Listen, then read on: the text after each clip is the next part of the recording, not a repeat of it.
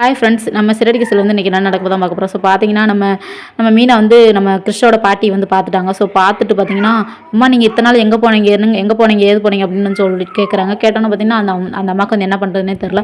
நான் வந்து கிறிஷ் வந்து அவங்க அம்மாட்ட வந்து ஒப்படைச்சிட்டு தான் நான் வந்து போயிட்டேம்மா அப்படின்னு வந்து சொல்லுவாங்க.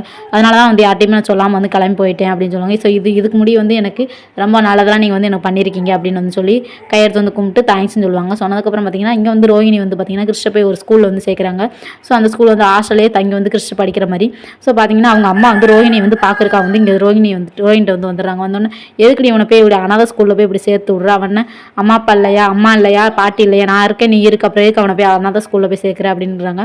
நீ ஒன்றும் பேசாத, வாய் பேசாத, நீ அவனை விட்டுட்டு ஆஸ்பத்திரிலேருந்து ஓடினவ தானே அப்படின்னு மாதிரி சொல்கிறாங்க. ஹாஸ்பிட்டலேருந்து நான் ஒன்று அப்படி ஒன்று உன்ட்ட ஒப்படைச்சிட்டு தானே போயிருக்கேன் பிள்ளையா அப்படின்னு வந்து சொல்கிறாங்க. சொன்னோன்னே பார்த்தீங்கன்னா நான்லாம் என்கிட்ட வச்சுட்டு இருக்க முடியாது, அவனை எப்படி நான் வைக்க முடியும் அப்படின்ற மாதிரி வந்து பயங்கரமாக ரோஹிணி வந்து டென்ஷன் ஆகுறாங்க.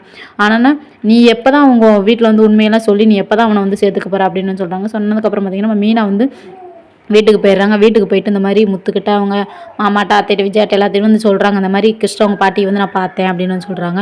பார்த்து இந்த மாதிரி வந்து கிறிஸ்ட எங்கே இருக்கான்னு அவங்க அம்மாட்ட வந்து ஒப்படைச்சிட்டமா அப்படின்ற மாதிரி வந்து சொல்கிறாங்க.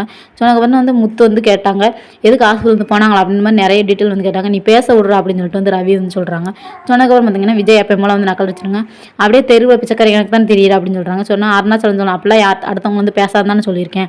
ஆமாம், அவள் பெரிய மகாராணி தானே அப்படின்னு சொல்லட்டா அப்படின்னு சொல்லலாம். நம்ம வீட்டுக்கு வரவங்க எல்லாருமே வந்து பிச்சைக்காரியாக தானே வராங்க, பணக்காரன்னு சொல்லி அப்படின்னு சொல்லி முடிச்சிடுறாங்க.